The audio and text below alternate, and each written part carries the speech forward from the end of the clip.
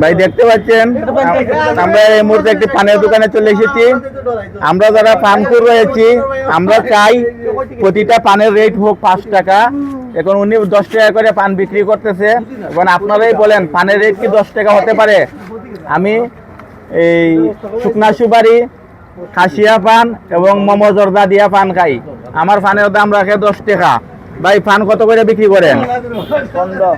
হ্যাঁ ভাই, এলাকার ফুলাপানে মদ খাওয়া বাদ দিলাইছে। যদি ফুলাপানে মদ খাইতো আর 2000 ফিটাইতো পান দোকানদাররা, তাহলে পানের দাম 5 টাকা হইতো।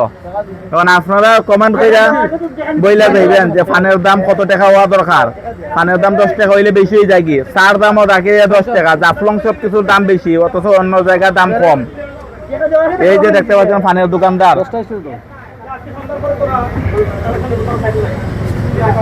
এই যে পান বেশি দাম রাখিয়া তিনটানার সভাপতি, এই যে দেখতে পাচ্ছেন তিনটানার সভাপতি তামাবিল থেকেও তারা আইয়া পানের দাম বাড়ায়।